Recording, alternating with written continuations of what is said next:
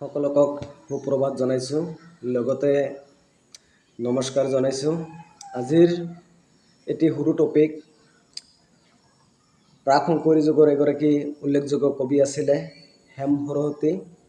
এই হেম সৰস্বতীৰ এটি সৰু বৰ্ণাত্মক কাব্য প্ৰহ্লাদ চৰিত্ৰ। সেই প্ৰহ্লাদ চৰিত্ৰ কাব্যখনত কবিতাংশত হৰিৰ প্ৰতি প্ৰহ্লাদে কেনেদৰে ভক্তি প্ৰকাশ কৰিছিল সেই সম্পৰ্কে মই অৱগত কৰিছোঁ। তাৰ বিষয়ে অলপ কৈ দিছোঁ, আপোনালোকে নিশ্চয় কথাখিনি মনত ৰাখিব। যিসকল ছাত্ৰ ছাত্ৰীয়ে ক্লাছ হায়াৰ ছেকেণ্ডেৰী পঢ়ি আছে তেওঁলোকৰ কাৰণে এটা তেওঁলোকৰ প্ৰয়োজনীয় টপিক আৰু তেওঁলোকৰ লাগতিয়াল। তেওঁলোকে নিশ্চয় এইখিনি বস্তু অধ্যয়ন কৰিলে তেওঁলোকৰ কামত আহিব। মই আৰম্ভ কৰিছোঁ যে কবিতাংশত হৰিৰ প্ৰতি নাম্বাৰ 1 যিটো প্ৰশ্ন আছিলে, কবিতাংশত হৰিৰ প্ৰতি প্ৰহ্লাদে কেনেদৰে ভক্তি প্ৰকাশ কৰিছিল সেই সম্পৰ্কে আলোচনা। প্ৰহ্লাদ চৰিত্ৰ কবিতাংশত প্ৰাক শংকৰী যুগৰ কবি হেম সৰস্বতীৰ এখন লঘু বৰ্ণাত্মক কাব্য। ইয়াত বিষ্ণুৰ নাৰায়ণ আৰু তেওঁৰ মহাত্মা বিষয়ক লৈ হিৰণ্যকশিপু আৰু তেওঁৰ পুত্ৰ প্ৰহ্লাদৰ মাজত তৰ্কাতৰ্কিৰে পৰা আৰম্ভ কৰি নৰসিংহৰূপী বিষ্ণুৰ হাতত হিৰণ্যকশিপুৰ নিধনলৈকে ঘটনাংশ বৰ্ণিত হৈছে। কাব্যখনত হৰিৰ প্ৰতি প্ৰহ্লাদৰ একান্ত ভক্তিৰ চিত্ৰ অতি সুন্দৰ ৰূপত প্ৰকাশ পাইছে।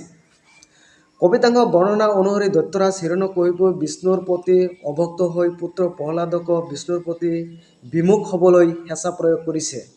কিন্তু বিষ্ণুৰ একান্ত ভক্ত প্ৰহ্লাদে পিতৃৰ সেই আদেশ মানিবলৈ অস্বীকাৰ কৰিছে।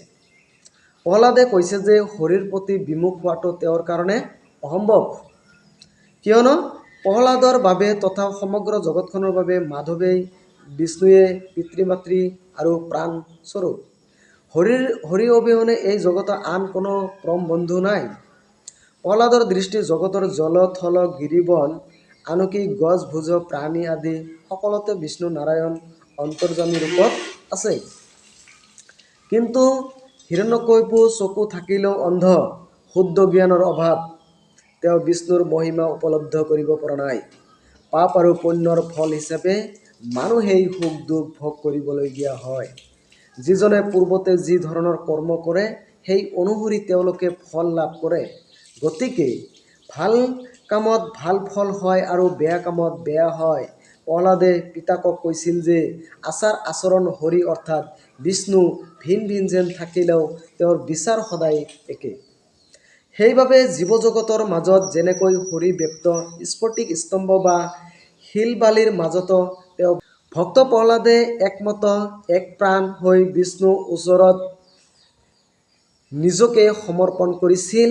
সেইকাৰণে এক উচ্চ পৰ্যায়ৰ ধ্যান ধাৰণা মনত লৈ তেওঁ হিৰণ্যকশিপুক বিষ্ণু নাৰায়ণ মহিমাৰ বিষয়ে ব্যাখ্যা দিব পাৰিছিল।